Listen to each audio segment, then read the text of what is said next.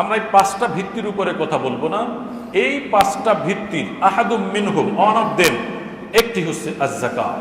একটি কি? যাকাত। চারপাশে 4টা খুঁটি, মাঝখানে যে খুঁটিটি ইসলামের, সেটির নাম হচ্ছে যাকাত।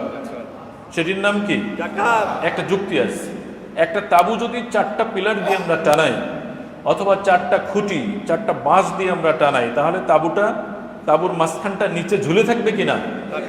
এটাকে সমুন্নত করার জন্য, উড্ডীন করার জন্য একটি পিলার দরকার, সেটা গুরুত্বপূর্ণ, সেটা সব থেকে গুরুত্বপূর্ণ, সেটির নাম হচ্ছে যাকাত। সেটির নাম কি? যাকাত। পবিত্র কোরআনে আপনারা জানেন 82 জায়গায় আল্লাহ তাআলা নামাজের কথা বলেছেন। এই 82 জায়গাতে আল্লাহ তাআলা নিজে যাকাতের কথাও বলেছেন। 3টা শব্দে আল্লাহ তাআলা যাকাতের কথা উচ্চারণ করেছেন। একটি আন-নাফাক, একটি আয-যাকাত, আর একটি সাদাকাত। 9, 43, 30 এই 3টা শব্দ দিয়ে আল্লাহ তাআলা যাকাত উল্লেখ করেছেন। 82 বার আল্লাহ তাআলা বলেছেন। আল্লাহ তাআলা নিজে বলেন, আকিমুস সালাত ওয়া আতুজ যাকাত ওয়ারকাউ মা'আর রাকিঈন।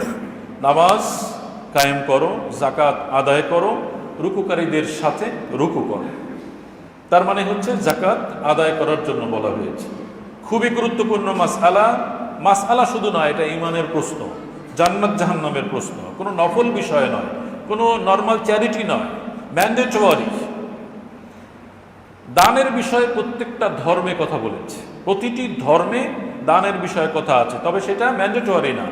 ইসলাম ধর্মে অন্য অন্য দানের কথা বলা আছে, কিন্তু যাকাত এরকম বলা নয়, নামাজ যেরকম যাকাত সেরকম। বরং যাকাত অনেক দিক থেকে এগিয়ে আছে। যাকাত না দিয়ে বসলে এই গুনাহ মাফ করানো বড় মুশকিল হয়ে যাবে। আমরা এই যে যাকাত শব্দের শাব্দিক অর্থ হচ্ছে বৃদ্ধি পাওয়া, পবিত্রকরণ।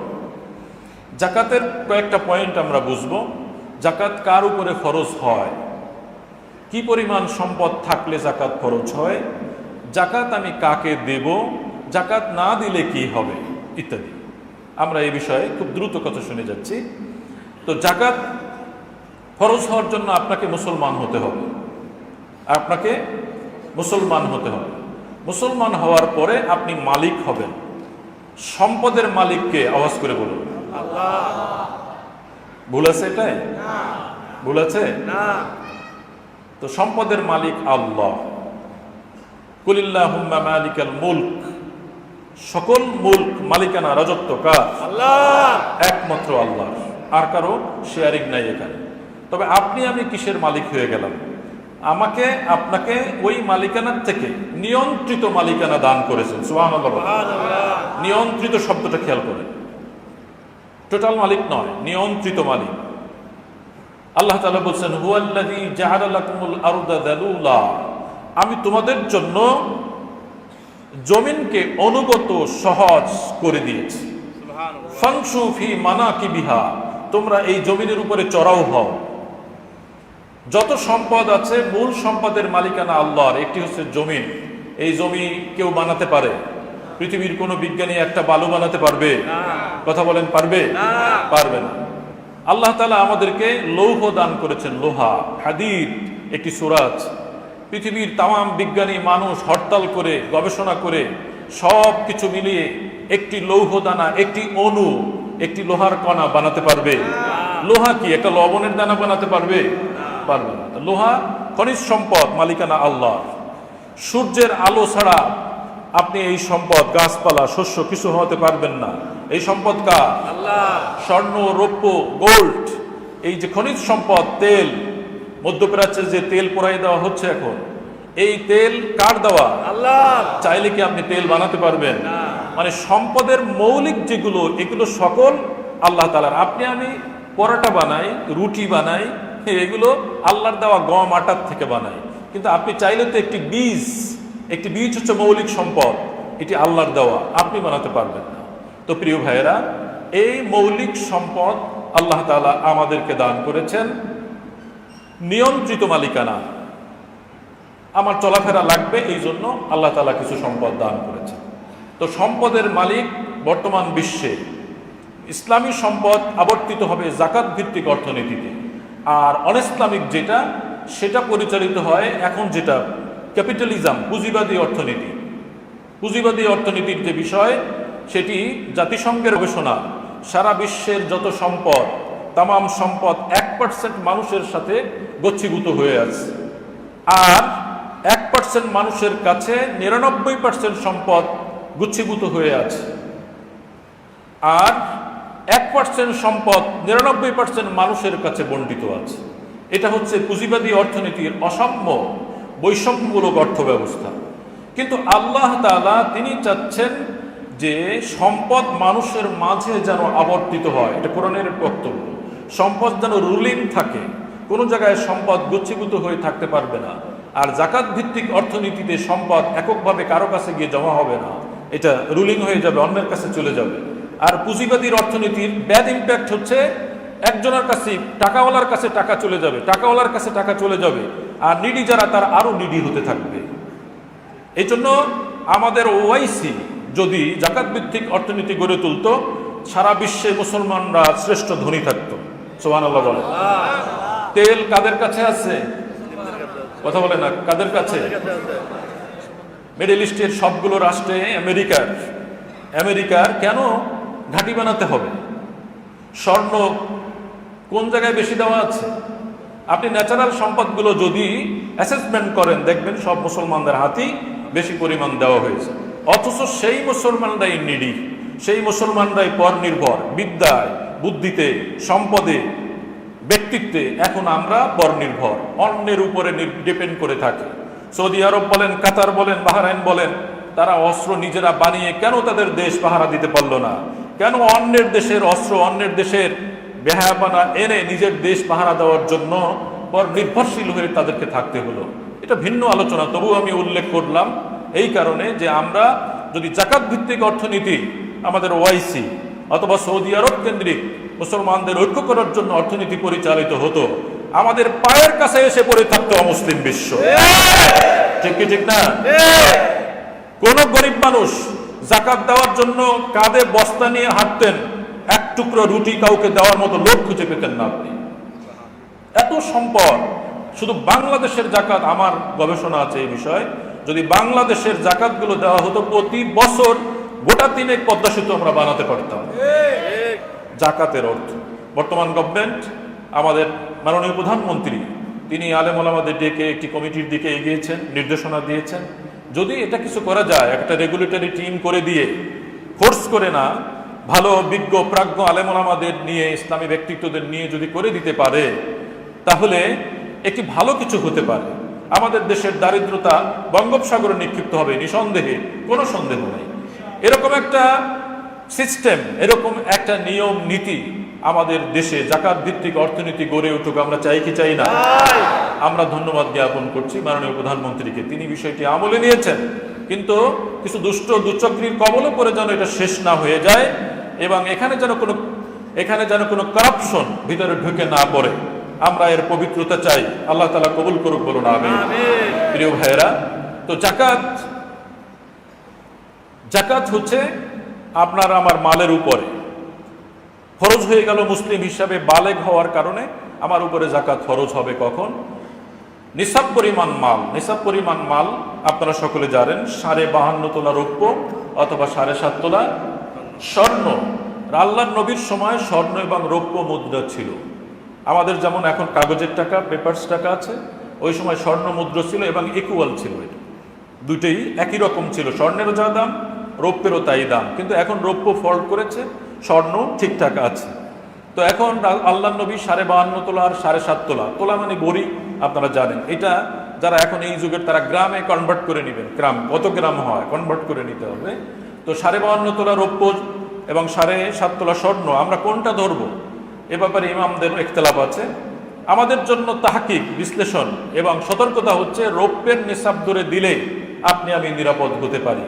তো সেই ক্ষেত্রে যত কয় টাকা হয় সেটাকে বেস করে এই টাকাটা যদি উদ্বৃত্ত থাকে, আপনার সারা দিন সারা বছরের যে ব্যয় আছে, আপনার নিজের চিকিৎসা, খোরাক, লেখাপড়ার ইত্যাদি প্রয়োজনীয় যে ব্যয় আছে, এগুলো করার পর যদি এই পরিমাণ টাকা থাকে, 7.5 তোলা স্বর্ণের পরিমাণ অথবা 7.5 তোলার স্বর্ণেও এখানে আছে আপনার কম, কিছু আছে নগদ টাকা, কিছু আছে রৌপ্য, মিলিয়ে যদি এই পরিমাণ হয় যে 7.5 তোলা স্বর্ণের দামের পরিমাণ অথবা 52.5 তোলা রৌপ্যের পরিমাণ যদি উদ্বৃত্ত থাকে এবং সেটা 1 বছর আপনার মালিকানায় থাকতে হবে। কয় বছর? 1 বছর। একটু লক্ষণীয় বিষয়, খুব খেয়াল করেন, আমাদের চলমান যে দিনক্ষণ গণনা হয় এটা 2 রকমের আছে। কয় রকম? আওয়াজ করে বলুন, কয় রকম? একটি হচ্ছে লোনার ইয়ার আর একটি হচ্ছে সোলার ইয়ার। ও লোনার ইয়ার আর সোলার ইয়ার মধ্যে একটা পার্থক্য আছে, যারা জানেন ধন্যবাদ, আর যারা জানাটা নাও থাকতে পারে তাদের অবগতির জন্য আমি বলে দিচ্ছি। লোনার ইয়ার হচ্ছে চন্দ্র বছর, ইসলামের হিসাবটা হবে কি বছর? চন্দ্র বছর। চন্দ্র বছরে 1 বছরের দিন হচ্ছে 354 দিন, আর সোলার ইয়ার সৌরবর্ষের দিন হচ্ছে 365 দিন। আমাদের দেশের বই পুস্তকে, সাধারণ জ্ঞানের বই, আমাদের দেশের সামাজিক বিজ্ঞান সহ অন্য যে সমস্ত সৌরবিজ্ঞানে নিয়ে কথা আছে সেখানে 365 দিনের হিসাব দেওয়া আছে। এই জন্য আমাদের জেনারেল যারা লেখাপড়া করে তারা জানে বছরে কয় দিন? 365 দিন। কিন্তু 354 দিনে যে 1 বছর আছে এটা অনেকের জানা থাকার কথা নয়। প্রিয় ভাইয়েরা, 11 দিনের পার্থক্য আছে। কয়দিন? 11 দিন। চন্দ্র বছর হিসাব করে জাকাত দিবেন তাহলে 2.5 অর্থাৎ 2.5% জাকাত আপনাকে দিতে হবে। আর যদি সৌরবর্ষ ধরে আপনি দেন তাহলে 2.58 8% জাকাত বেশি দিতে হবে, কারণ ওই যে 11 দিন বেশি আছে। এই কারণে আমাদের জন্য ইসলামে অর্থ বছর হচ্ছে রমজান টু রমাদান। আওয়াজ করে বলুন, ইসলামের অর্থ বছর কোনটা? রমাদান থেকে রমাদান। আপনি হিসাব করবেন যে 1 বছর পূর্ণ হয়েছে যে মাল, সেই মাল কত টাকা আপনার কাছে আছে। তো এই মালগুলো আপনার কাছে 1 বছর আছে, সেই মাল হিসাব করে আপনি জাকাত দিবেন। কত পার্সেন্ট? 2.5%। যদি 1 লাখ টাকা উদ্বৃত্ত থাকে কত টাকা হবে? 2,500 টাকা হবে। এইভাবে জাকাত আপনি দিয়ে দিবেন। জাকাত দেওয়ার জন্য স্বামী স্ত্রীর দুজন মিলে সম্পদ একত্র হলে হবে না। আল্লাহ তাআলা স্ত্রীদেরকে স্পেশাল নির্দেশ দিয়েছেন, ওয়া আকিমনাস সালাতা ওয়া আতিনাজ যাকাত, তারা যেন নামাজ আদায় করে, তারা যেন জাকাত দেয়। মহিলাদের জন্য একটা স্পেশাল নির্দেশ আছে কোরআনে এইটা। কাজে মহিলাদের জাকাত আলাদা, পুরুষদের জাকাত আলাদা। একজনের নামাজ আর একজনে পড়লে হবে না, একজনের জাকাত আর একজনে উপরে ফরজ হবে না, দিলে হবে, কিন্তু ফরজ যারটা তার উপরে। আমাদের মা বোনেরা মসজিদে আছেন, ভালো করে খেয়াল করবেন, আপনাদের স্বামীদের অনেক ক্ষেত্রে সম্পদ কম থাকতে পারে, কিন্তু অর্নামেন্টস, জুয়েলারি আমাদের মা বোনের আছে, তাদের কাছে এটা থাকে। কতটুকু আছে এটা আপনারা মাপাবেন। মাপানোর পরে বর্তমান বাজার মূল্যের একটি বিষয় আছে, ক্রয় মূল্য নয়, বিক্রয় মূল্য। ইসলাম সহজ করে দিয়েছে। আপনি এখন 2,58,000 অথবা তারও কিছু বেশি বড়ি, কিন্তু বেচতে গেলে এই টাকা বেচতে পারবেন? 20% ডিসকাউন্ট হয়, 20 বা 15% যেটা আছে বাজারে, ওই ডিসকাউন্ট দিয়ে আপনি মূল্য অ্যাসেসমেন্ট করে নেবেন, যে এভ্যালুয়েশন করে নেবেন যে এত টাকা আমার কাছে আছে, এর থেকে আমি 2.5% আলাদা করে টাকা আলাদা করে নিয়ে নিলাম। অনেক স্ত্রীদের স্বর্ণ আছে কিন্তু নগদ টাকা তাদের থাকে না, ইনকাম নেই, গৃহিণী। সেই হিসাবে স্বামী বেচারা যারা আছেন আপনারা মেহেরবানি করে তাদের জাকাত আদায় করে দিবেন। এবার আমরা এই সম্পদের উপরে আরও কিছু সম্পদ যোগ হবে, বা জাকাত দিতে হবে না। আরও কিছু সম্পদ যোগ হবে, যারা বাড়ি ভাড়া দেন, ফ্ল্যাট ভাড়া দেন, ইত্যাদি ইত্যাদি ভাড়া টাড়া দেন। এই ভাড়া স্থাপনার উপরে জাকাত খরচ নয়, ভাড়ার টাকা, ব্যবসার টাকার উপরে আপনার জাকাত খরচ হবে। খুব খেয়াল করে শুনতে হবে। আপনার 5টা বাড়ি আছে, বাড়ির উপরে জাকাত কি নেই? খরচ নেই, কিন্তু বাড়ির যে ভাড়াগুলো হয়, আপনি মাসে 5 লাখ টাকা ভাড়া পাচ্ছেন, এটাকে অ্যাভারেজ করতে হবে পুরো বছর।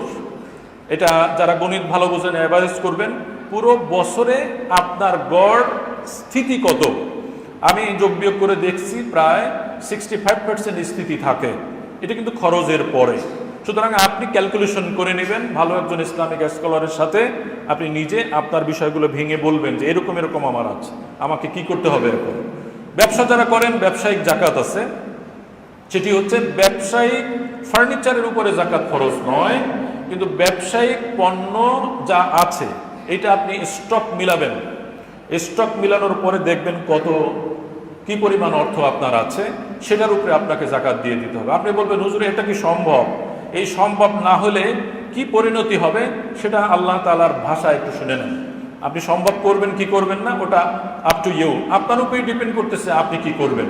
প্রিয় ভাইরা, সম্ভব না হলে আল্লাহ তাআলা বলছেন আপনার আল্লাযীনা ইয়াকনিজুনা যাহাবা ওয়াল ফিদ্দা ওয়ালা ইউনফিকুনা, যারা স্বর্ণ এবং রৌপ্য সঞ্চীভূত করে, পুঞ্জীভূত করে এবং এর থেকে যাকাত দেয় না, তাদেরকে আপনি আযাবের সুসংবাদ দেন। ফাবাশশিরহুম বিআযাবিন আলীম, তাদেরকে আপনি আযাবের সুসংবাদ দান করেন। কোরআনের ভাষায় আল্লাহ তাআলা বলছেন যারা যাকাত দেয় নাই সেই যাকাতের সম্পদ আল্লাহ তাআলা জাহান্নামে দগ্ধীভূত করবেন, একত্রিত করে একটি দগ্ধীভূত করে একটা পণ্য বানাবেন এবং সেখান থেকে আল্লাহ নিজে বলছেন জিবাহুহুম ওয়া জুনুবুহুম ওয়া যুহুরুহুম। আমরা এই যে কাজের মেয়ে গো খুন্তি দিয়ে ছেঁকা দেয় না, আছে না একটা বদনাম আমাদের দেশে, কাজের মেয়েদের ছেঁকা দেয়, এরকম আল্লাহ তাআলা এরকম খুন্তির মতো একটা কিছু বানাবেন, আপনি ধরে নেন একটা কিছু বানাবেন, তা দিয়ে যাকাত যারা পেয়ার নয়, যাকাত যারা দেয় না, তাদের কপালে ছেঁকা দেওয়া হবে, তারপরে তাদের পার্শ্ববর্তীতে পাশে ছেঁকা দেওয়া হবে এবং পিঠে ছেঁকা দেওয়া হবে এবং বলবেন এটা তোমার সম্পদ যা তুমি অর্জন করেছিলে। হাদিসে নবীজি বলছেন যারা যাকাত দিবে না তাদের জন্য টেকো সাপ, কিছু সাপ আছে মাথায় পশম আছে, আর বিষাক্ত বিষধর সাপের মাথায় এই এরকম পশম নেই, টেকো সাপ বলা হয়েছে এটাকে হাদিসের ভাষায়। এটা কিয়ামতের দিন আপনাকে আমাকে দংশন করবে আর বলবে হাদা মালুক ওয়া কানজুক, এটা তোমার মাল, এটা তোমার সম্পদ, এভাবে দংশন করতে থাকবে। সব পাপের শাস্তি আল্লাহ তাআলা জাহান্নামে নেবেন, জাহান্নামে। কিন্তু আল্লাহ তাআলা বলছেন সাইয়ুতাওয়াকুনা মা বাখিলু বিহি ইয়াউমাল কিয়ামাহ, কিয়ামতের দিন বেরি পরানো হবে। বেরি বুঝেন তো, আমাদের দেশে এই যে ইয়ের মধ্যে আছে জেলখানায় ডান্ডা বেরি পরানো হয় না, কিয়ামতের মাঠে নামাজের শাস্তি আগে শুরু হবে না, রোজা না রাখলে তার শাস্তি আগে শুরু হবে না। শাস্তি হওয়ার আগে যারা যাকাত দেয় নেই তাদের গলায় একটা বেরি পরাই দেওয়া হবে, মানুষ বুঝতে পারবে পৃথিবীতে বসে এই লোকের সম্পদ ছিল কিন্তু যাকাত আদায় করে নাই। বুঝতে পেরেছেন? এটা হলো যারা আমরা যাকাত দেব না, দোকান বন্ধ করে স্টক মিলাতে চাই না, তাদের জন্য এই শাস্তি। মালের মধ্যে আরো যুক্ত করে দিচ্ছি আমি, যাদের ডিপিএস আছে, জিপিএস, যাদের এইরকম ব্যাংকের টাকা রাখা আছে, চাইলেই ইনস্ট্যান্ট আপনি টাকা তুলে নিতে পারেন, সেইগুলোর উপরে যাকাত দিতে হবে।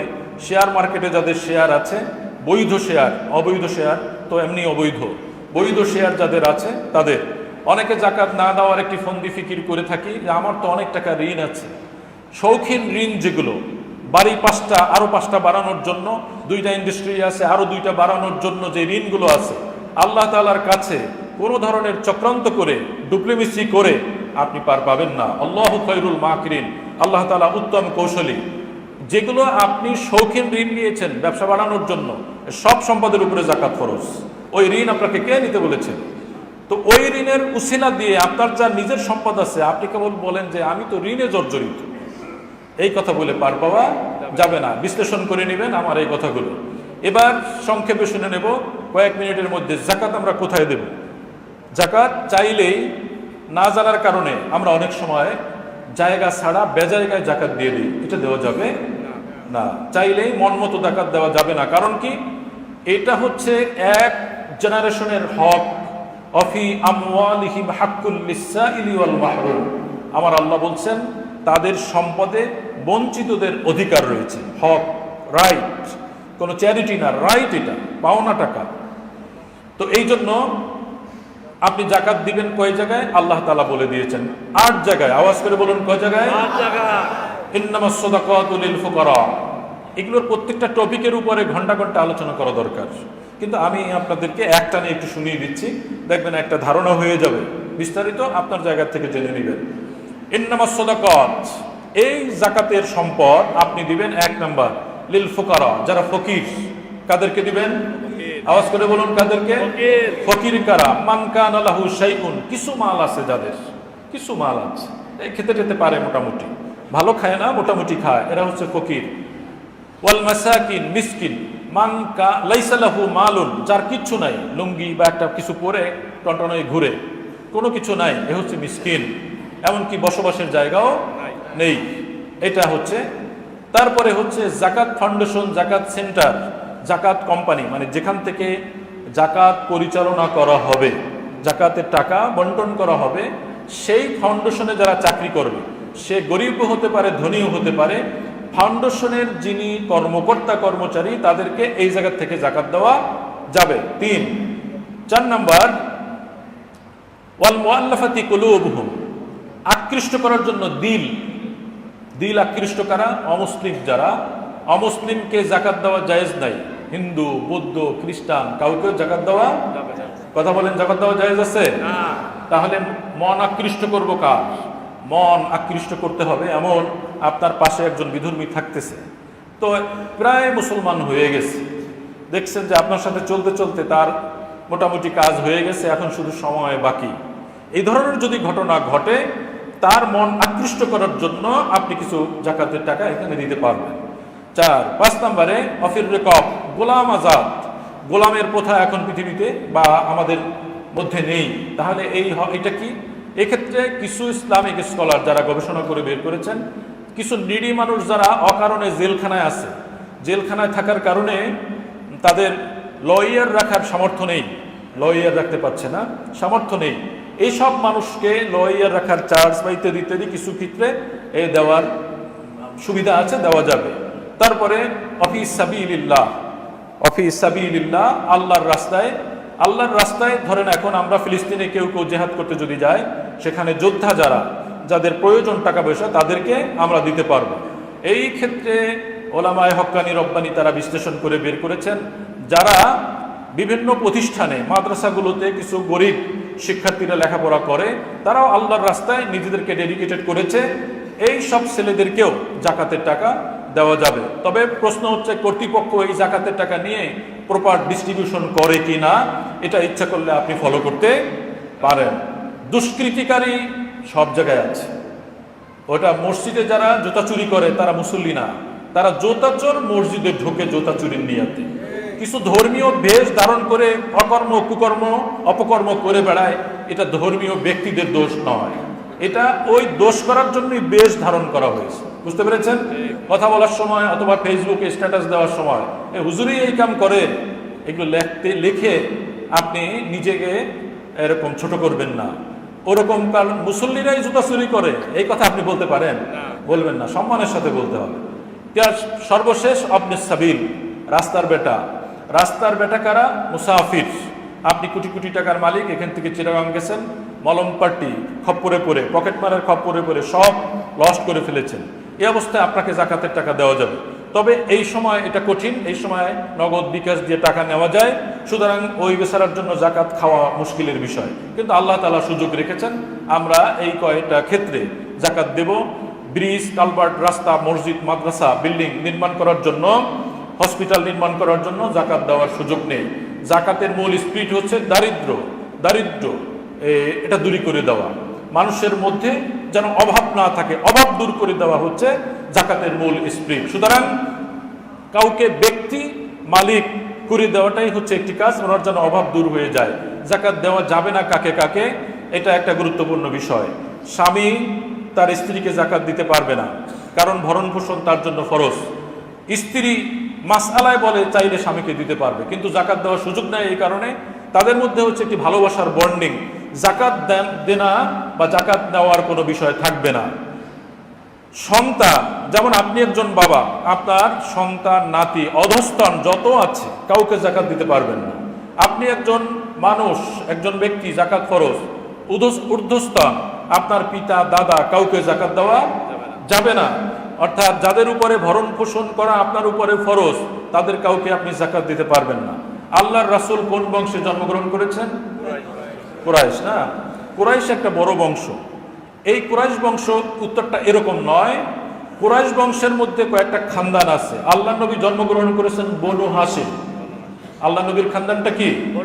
বনু হাশিম। এই বনু হাশিম গোত্র যদি কেউ আপনার সামনে পড়ে বসে, তাহলে জাকাত দেওয়া যাবে না। আল্লাহ নবী হযরত হুসাইন রাদিয়াল্লাহু তাআলা আনহু একবার জাকাতের খেজুর মুখে দিয়ে ফেলেছিলেন। নবী দেখলেন, দৌড় দিয়ে কাছে গেলেন, কাছে গিয়ে বললেন কাক, আরবিতে বলা হয় থুতু দাও, থুতু আমরা বলি না থুতু দিয়ে ফেলে দাও, ফেলে দাও। রাসূল বললেন তুমি এগুলো ফেলে দাও। মুখ থেকে তিনি ওগুলো ফেলে দিলেন, কারণ তিনি বললেন আমার বংশের কারো জন্য এই যাকাতের সম্পদ খাওয়া জায়েজ নাই। সুতরাং এগুলো সব বিবেচ্য বিষয়, আমরা সময় শেষ করে ফেলেছি আর এই দিকটা আর করতে পারতেছি না। সুতরাং কথা হচ্ছে যে আমরা আমাদের জায়গা থেকে যাকাত দেব, কোনোভাবে চোখ বন্ধ করে দুনিয়া অন্ধকার দেখবেন না, চোখ বন্ধ করে আপনার উপরে যাকাত ফরজ না এই কথা আমরা বলবো না, বলুন ইনশাআল্লাহ। সুপ্রিয়